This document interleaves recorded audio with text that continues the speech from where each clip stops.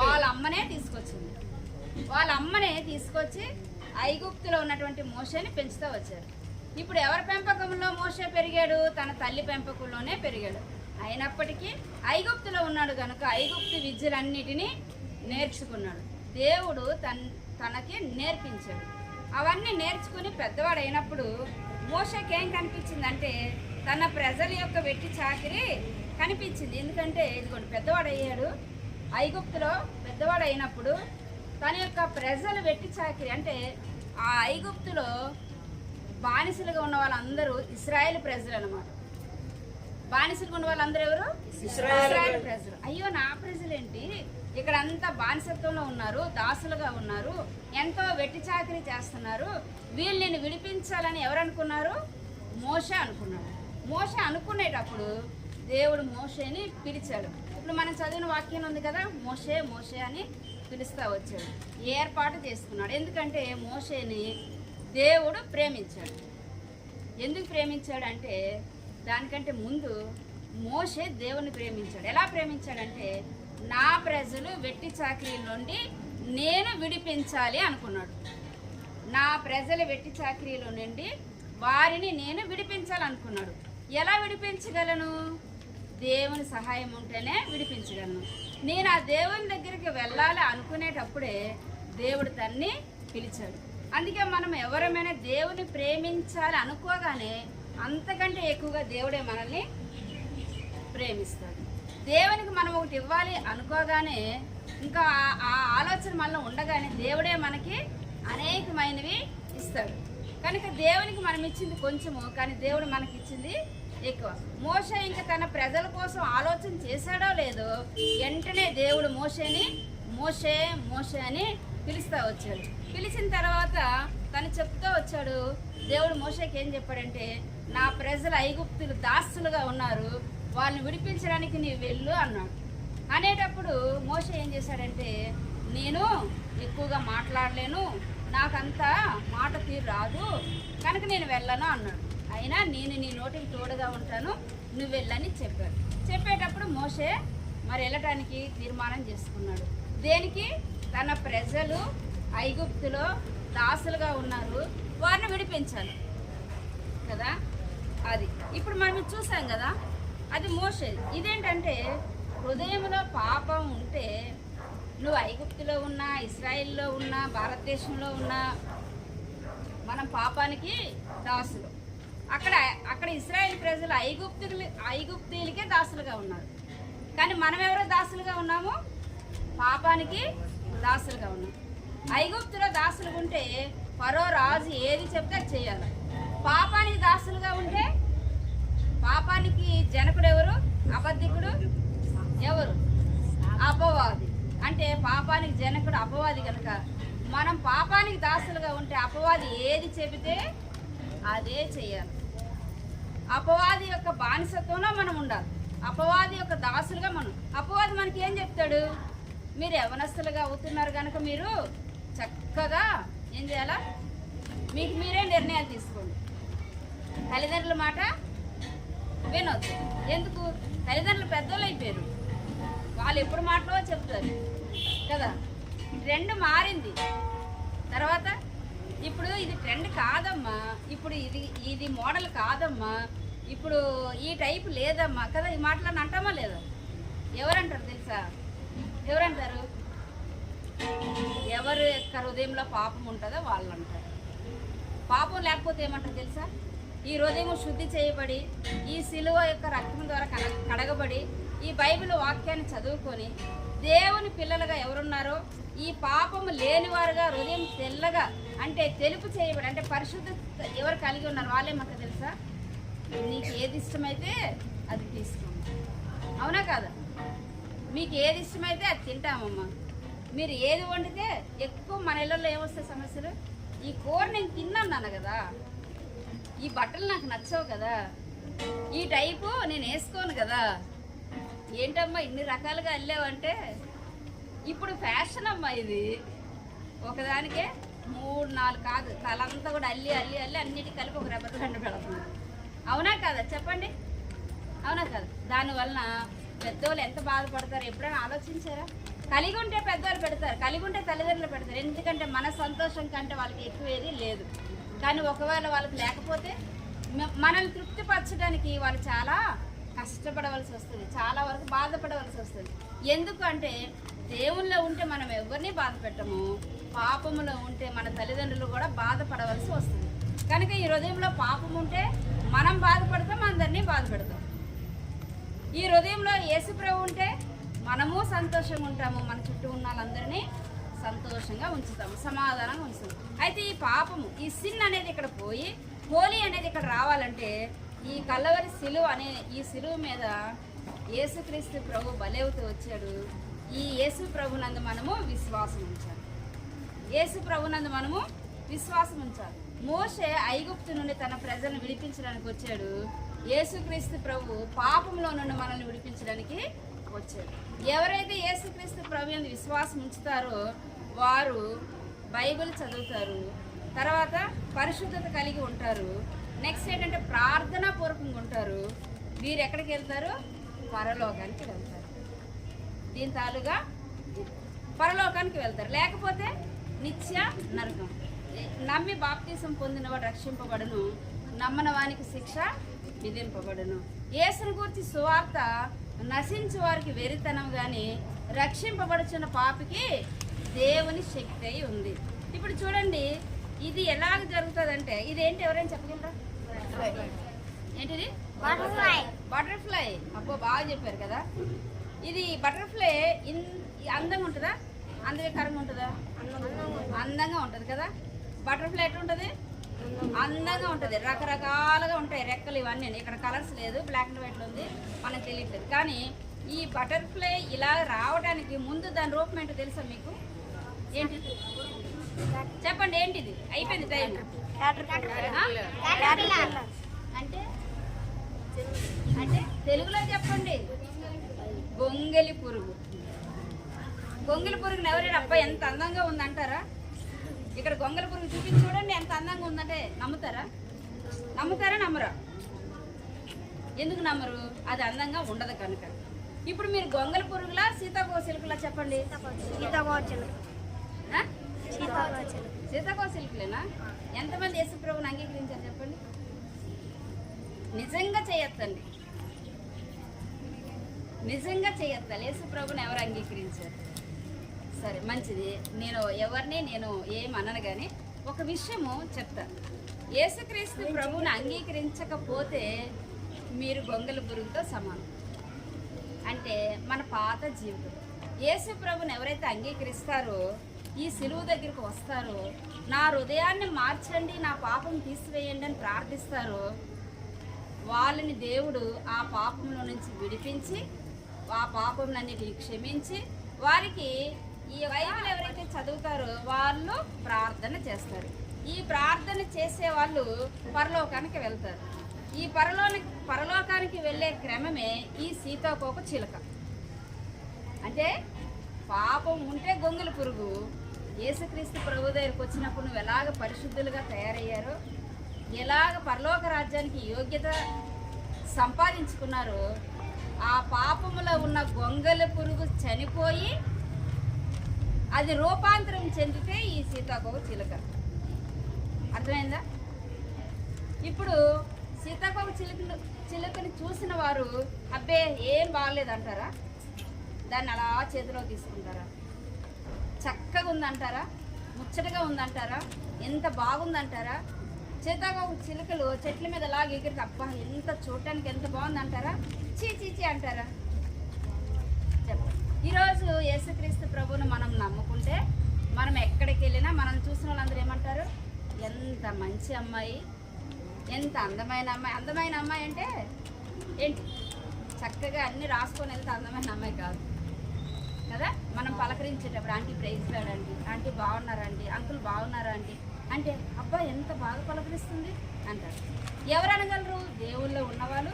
సీతాకోక చిలుకలాగా ఎవరైతే రూపాంతరం పొందుతారో, యేసుక్రీస్తు ప్రభు రక్తం ద్వారా ఎవరైతే కడగబడతారో వారు మాత్రమే అనేకులకి అందంగా కనబడతారు. అందంగా అంటే చక్కని ప్రవర్తనతో కనబడతారు, చూడముచ్చటగా కనబడతారు. ఎక్కడ ఉన్నా రామ్మ అన్నట్లుగా ఉంటారు. లేకపోతే మనం ఏం చేస్తాం తెలుసా? పాపంలో ఉంటే ఏం చేస్తాము? సినిమా పాటలు పాడతాం ఎక్కువ కదా. సినిమా పాటలు పాడతామా? పాడరా మీరు? ఎవరు సినిమాలు ఎవరు చూడరా? అందరూ పరిశుద్ధులే వచ్చారు. సినిమా పాటలు ఎవరు చూడరు. సరే, సినిమా పాటలు పాడితే పాపం అని అన్న కానీ పాపం యొక్క స్వభావంలో అది ఒక పార్ట్ అని మాత్రం చెప్పగలను. ఎందుకంటే అది మనల్ని ఏం చేస్తుందంటే అలాగా లోకంలోకి తీసుకెళ్ళడానికి లాలనగా మనల్ని లాగుతూ ఉంటుంది అన్నమాట. కనుక వీలైనంత వరకు ఎన్నో రకాలు వెస్ట్రన్ టైప్లో కూడా ఇప్పుడు యేసుప్రభు పాటలు వచ్చాయి కనుక వీలైతే అవ్వేనండి, కానీ సినిమా పాటల్లోకి వెళ్ళొద్దు దయచేసి. అది కాస్త అలాగా లాగుతూ ఉంటుంది. ఆ తర్వాత పాటలు విన్న తర్వాత కంటితో చూద్దాం అనుకుంటారు, ఈ పాట ఎంత బాగుంది, ఎవరు యాక్ట్ చేశారు, ఎవరు డ్యాన్స్ చేశారని చూస్తారు. ఆ చూసిన తర్వాత అబ్బో ఎంత బాగుందో ఆమె వేసుకున్న బట్టలు అంటారు. ఆ బట్టల తర్వాత అమ్మ నాకు అవే బట్టలు కావాలి అంటారు. అన్న తర్వాత ఇక ఎక్కడికి వెళ్తుందో మీరు ఆలోచించండి. అంటే చాలామంది ఇప్పుడు మీరు యవ్వన కాలంలోకి వస్తున్నటువంటి మార్గంలో ఉన్నారు, సిద్ధంగా ఉన్నారు. చిన్నపిల్లలు అంటే బాల్యం నుంచి యవ్వన కాలంలోకి వస్తున్నారు కనుక చాలా జాగ్రత్తగా దేవునిలో ఉండి దేవుని వెదిగితేనే అది మనకి క్షేమం, మనకి సురక్షిత. ఎందుకంటే సీతాకోక చిలుకగా మారిన తర్వాత మనకి ఎటువంటి కీడు, ఎటువంటి అందవికారము, ఎటువంటి ఆపద మనకు ఉండదు. మనం ఎట్లుంటామో అనేకులకి సంతోషకరంగా ఉంటాం. అంత మాత్రమే కాకుండా సీతాకోక చిలుకలు ఎక్కడుంటాయి? పచ్చని చెట్ల మీద, పువ్వుల మీద ఉంటాయి కదా. మంచి పువ్వుల మీద ఉండి ఎంతో అందంగా ఉంటాయి. అంటే ఇది రూపాంతరం చెందినటువంటి. ఇంతకు ముందు సీతాకోక చిలుకను చూపించి ఇది గొంగళి పురుగు అంటే ఎవరైనా నమ్ముతారా? నమ్మరు. ఇప్పుడు మిమ్మల్ని ఎవరినైనా తీసుకెళ్ళి వీళ్ళు దేవుని నమ్ముకున్న బిడ్డలు లేకపోతే దేవుని నమ్ముకోలేదు అంటే ఆ తేడా చెప్పగలుగుతారా లేదా? చెప్పగా. ఒకప్పుడైతే వీళ్ళంతా గొంగళి పురుగులే, కానీ ఇప్పుడైతే సీతాకోక చిలుకలని మనల్ని చూసిన వాళ్ళు చెప్పాలంటే మోషే కూడా అట్లనే ఐగుప్తులో బ్రతుకుతూ వచ్చాడు. ఐగుప్తులు అన్నీ నేర్చుకున్నాడు, కానీ తన ప్రజల్ని విడిపించడానికి ఆ ఐగుప్తు యొక్క రాజుతోనే దేవుని పక్షంగా ఉండి తన ప్రజలని విడిపిస్తూ వచ్చాడు. అందుకే దేవుని ప్రణాళికలో మనం ఉంటే మనము సురక్షితంగా ఉంటాము. మన ప్రజల్ని అంటే మన తల్లిదండ్రులు, మన ఇంటి వారిని, మన స్కూలు, మన కాలేజు, మన సంఘము ఎక్కడున్నా అందరినీ కూడా సురక్షితంగా ఉంచుతాం. అయితే మనం చేయాల్సింది ఏంటి చెప్పండి? మనలో ఉన్నటువంటి ఈ పాప హృదయాన్ని మార్చుకోవాలి. పాప హృదయాన్ని మార్చుకోవాలంటే ఎవరు మారుస్తారు చెప్పమ్మా? నువ్వు అబద్ధం ఆడావనుకో, నేను అబద్ధం ఆడాను అనుకో, నువ్వు అబద్ధం ఆడొద్దని నేను చెప్పాను అనుకో, బాగుంటుందా? బాగోదు కదా. మన పాపాలు క్షమించాలంటే పాపం లేని వ్యక్తియే క్షమిస్తారు. పాపం లేని వారు ఎవరున్నారు చెప్పండి ఈ లోకంలో? పాపం లేని వారు ఎవరున్నారు చెప్పండి? యేసు ప్రభు ఒక్కరే. ఎందుకు తెలుసా? ఆయన్ని ఎవరైతే హింసించారో, ఎవరైతే చంపాలని చూస్తున్నారో, ఎవరైతే చంపారో, ఎవరైతే ఆయన్ని కొట్టారో, ఎవరైతే ఆయన్ని దూషించారో వాళ్ళందరినీ యేసు ప్రభు ఒక్కరే క్షమించారు. యేసు ప్రభు తప్ప అక్కడ ఎవరున్నా నన్ను తిట్టిన వాళ్ళని తిట్టండి అంటారు, నన్ను కొట్టే వాళ్ళని కొట్టండి అంటారు, నన్ను చంపే వాళ్ళని చంపండి అంటారు. అవునా కాదు? కానీ యేసు ప్రభు అట్లా అన్నారా? అనలేదు. సర్వాన్ని సృష్టించినటువంటి దేవుడు ఎవ్వరికి కూడా హాని చేయలేదు. తన్ని సిలువుకి ఎక్కించి, సిలువు మీద ఈడ్చి, సిలువుని లాగుతా ఆయన నడుస్తూ ఉంటే వీపంతా కొట్టారంట. ఎందుకు తెలుసా? మన పాపాల కొరకే ఆయన ఆ బాధలు, ఆ శిక్షని భరిస్తూ వచ్చారు. అందుకే యేసుక్రీస్తు ప్రభు ఒక్కడే దేవుడు. ఎక్కడికి వెళ్ళినా, ఏ లోకానికి వెళ్ళినా, ఏ దేశానికి వెళ్ళినా యేసు ప్రభు తెలియని వారు ఎవరు ఉన్నారా లేరా? యేసు ప్రభు తెలియని వాళ్ళు లేరు. ఎందుకంటే సర్వ సృష్టి ఆయన యొక్క కార్యం కనుక, సర్వ సృష్టి ఆయన కార్యం కనుక యేసుక్రీస్తు ప్రభు తెలియని దేశము లేదు, మనుషులు లేరు. కానీ మనమే యేసు ప్రభు మాకెవరో తెలియదులే అన్నట్టు ఉంటున్నాం. అలా మనం ఉండకూడదనే ఈ యొక్క రిట్రీట్. ఈ రిట్రీట్లో ఏంటంటే యేసుక్రీస్తు ప్రభు ఎందుకు వచ్చాడు లోకానికంటే, మోషే తన ప్రజల్ని ఎలాగైతే బానిసత్వం నుంచి విడిపించాడో, యేసు ప్రభు పాపం అనే బానిసత్వం నుంచి మనల్ని విడిపించడానికి వచ్చాడు. ఆ విడిపించే కార్యమే సిలువ కార్యము. ఎవరైతే యేసుప్రభునందు విశ్వాసం ఉంచుతారో వారు పరలోక రాజ్యానికి వారసులు. ఎందుకంటే ఆయన మన కొరకు చనిపోయి సమాధి చేయబడి తిరిగి లేచాడు కనుక యేసుప్రభు ఒక్కడే దేవుడు. ఆయనే మన పాపాలను క్షమించి మనల్ని పరలోక రాజ్యానికి తీసుకెళ్తాడు. కనుక ఇంకెవరిలోనైతే పాపం ఉందో, ఇంకెవరిలోనైతే ఇంకా అవిధేయత ఉందో, ఇంకా ఆ పాప లక్షణాలు ఉన్నాయో, దయతో వారు ఈ క్షణము ఈ దినము ప్రభువా మా పాపంలో నుంచి మమ్మల్ని విడిపించండి, మా పాపము మాకు నరకానికి తీసుకెళ్తారు కనుక ఆ నరక శిక్షను తప్పించడానికే ఈ లోకానికి వచ్చారు కనుక ఆ పాపంలో మమ్మల్ని క్షమించి అప్పుడు ఎలాగుంటారంటే పాపంతో ఉన్న గొంగల పురుగు స్వభావం మారిపోయి, అంటే మనము అలాంటి స్వభావంలో నుండి సీతాకోక చిలుకల్లాగా మనం తయారవుతాం. మనతో పాటు అందరికీ ఆనందాన్ని ఇస్తాం. మరి ముఖ్యంగా యేసుక్రీస్తు ప్రభు అంటే దేవుణ్ణి మనం ప్రేమించిన వారం అవుతాము, దేవుని ప్రేమను పొందుకునే వారం అవుతాము. అప్పుడు దేవుడు మనకి దొరుకుతాడు. దేవునితో పాటు జ్ఞానం దొరుకుతుంది, దేవునితో పాటు పరిశుద్ధత దొరుకుతుంది, దేవునితో పాటు పరలోకం దొరుకుతుంది. కనుక ఈ అవకాశాన్ని ఎవరు వదిలిపెట్టొద్దు. ఎందుకు వదిలిపెట్టొద్దు అంటే రేపేం జరుగుతుందో మనకి తెలియదు. రేపు ఏం జరుగుతుందో ఎవరికీ తెలియదు. మనం ఉండొచ్చు, ఉండకపోవచ్చు, లేదా ఈ సృష్టి ఉండొచ్చు, ఉండకపోవచ్చు.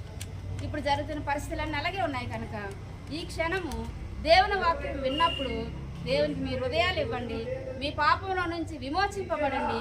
యేసుక్రీస్తు ప్రభు అంటున్నాడు, నా దగ్గరికి వచ్చేవారు నేను ఎన్నడూ త్రోసివేయను అంటున్నాడు. నేను క్షమించడానికి సిద్ధ మనసు గలవాడిని అంటున్నాడు. కనుక ఆయన దగ్గరికి వద్దాము, మన పాపం ద్వారా ఏదేదైతే అతిక్రమించామో దాని అంతటిని ఒప్పుకుందాము, క్షమించమని అడుగుదాము, యేసు ప్రభు యొక్క రక్తంతో కడగబడదాము, ఆయన బిడ్డలుగా అవుదాము, ఆ పరలోక రాజ్యాన్ని స్వతంత్రించుకుందాము. దేవుడి యొక్క వాక్యాన్ని దీవించుకుందాం. ప్రార్థన చేసుకుందాం.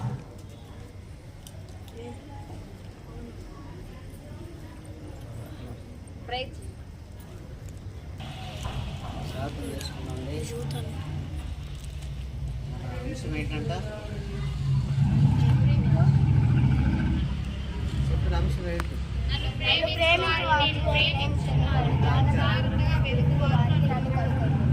కదా మనం ప్రభువుని జాగ్రత్తగా ఏం చేయాలా? వెతికినప్పుడు దేవుడు మనలను ప్రేమిస్తాడు. ప్రేమించడం ద్వారా ఏమిస్తున్నాడంట? జ్ఞానము, వివేచన, బుద్ధి, ఐశ్వర్యము, ఆశీర్వాదము కదా, పాపక్షమాపణ, ఇవన్నీ కూడా మనం ఇంటికి వచ్చాం. మన హృదయంలో భద్రపరుచుకొని శిలువ రక్తం ద్వారా కట్టుకొని ఈ వేసుకు వచ్చాం కనుక మనం ఖాళీగా పోకుండా ప్రభుని మన హృదయంలో చేర్చుకొని మన సొంత రక్షగా చేర్చుకుంటే దేవుడు మన ఆశీర్వదిస్తాడు. ప్రార్థన చేసుకుంటాం. ప్రేమ గల పరలోక తండ్రి, కృప కలిగిన స్వామి, ఘనమైన పరిశుద్ధమైన జీవగల నామమును చెల్లిస్తున్నాం. నిన్న నేడు ఏకరీతిగా తండ్రి స్తోత్రములు వందనాలు చెల్లిస్తున్నాం. దేవుడు లోకం ఎంతో ప్రేమించిన శాశ్వతమైన ప్రేమతో, అపారమైన ప్రేమతో తండ్రి నన్ను మమ్మల్ని మీరు ప్రేమించి దేవుని మా తండ్రి గొంగళ పురుగు మా జీవితానికి మమ్మల్ని జ్ఞాపకం చేసుకుని పోలే కలవరసిన రక్తం ద్వారా మార్చుకుంటూ ఈ లోకానికి మార్చుకుని ప్రాణం పెట్టేదండి సమాజాన్ని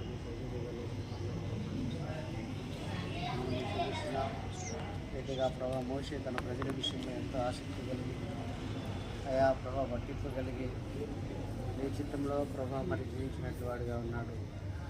అరిదిగా తన మిర్యాము కూడా ప్రజల కోసం ప్రభా మోషే రాస్తూ వచ్చింది. చెల్లిస్తున్నాం. సమయంలో ప్రభావ లెసన్ విన్నారు బిడ్డలు దేవాన్ని శిలువను గురించి, నేను నీ ప్రేమ యొక్క అయా ప్రభా అపారమైన ప్రేమను గురించి మేము ఇంటూ వచ్చాం. ఆ రీతిగా నిన్ను ప్రేమించిన వారిని ప్రేమించే దేవుడు, నిన్ను జాగ్రత్తగా వెతుకు వారిని వెతికే దేవుడు, ఔషధం ఇచ్చే దేవుడు, ఆశీర్వదించే దేవుడు. ఆ రీతిగా చేరు వచ్చిన బిడ్డలందరినీ కూడా ప్రభావం దర్శించి ఎవరైతే ప్రభా సంపూర్ణంగా నిన్ను సొంత రక్షకుడిగా హృదయంలోకి చేర్చుకోలేదో వారి తండ్రి ప్రభా నీ వైపు తిరిగి వారి హృదయంలో నిన్ను చేర్చుకొని సొంత రక్షకుడిగా నిన్ను అంగీకరించి నిన్ను సేవించి ఆరాధించు సహాయం చేయండి. ఎవరి బిడ్డలు కంచె కాపుదలను చెప్పి వారి భవిష్యత్తు చదువులు అయా ప్రభా వారి యొక్క మరి తండ్రి ప్రభా మరి భవిష్యత్తు కోసం ప్రార్థన చేస్తున్నాం. మీరే కరుణించి కృప చూపించి సహాయం చేయమని ప్రభుత్వ వరకు మీ సన్నిధి మాకు తోడించి నడిపిస్తూ సహాయపడుతూ వచ్చారు. తిరిగి ప్రభావ ముందున్న పరిచయం కొరకు నన్ను మమ్మల్ని చిత్తపరిచి ప్రభు చూపించు. మీ దయగల స్థలకు నన్ను మమ్మల్ని అప్పగించుకుంటున్నాను. ఆ ఎర్మోన్ ద్వారా జరుగుతున్న ఈ పరిచయం దీవించి ఆశీర్వదించండి. దాసుడు రాజబాబన్న అక్క సంఘము బిడ్డలను బట్టి వందనాలు స్తోత్రం శుద్ధులు చెల్లిస్తుంది. ఈ పరిచయం దీవించి ఆశీర్వదించమని చేరవచ్చిన ప్రభావ మరి బిడ్డలను బట్టి ఆయా ప్రాంతాల నుంచి వచ్చిన వారిని బట్టి సేవకులను బట్టి వందనాలు. యేసుక్రీస్తు వారి ఘనమైన పరిశుద్ధమైన శ్రేష్టమైన సర్వశక్తి కలిగి నామంలో ప్రార్థించి స్తుతించండి వేడుకుంటున్నాము తండ్రి. ఆమేన్.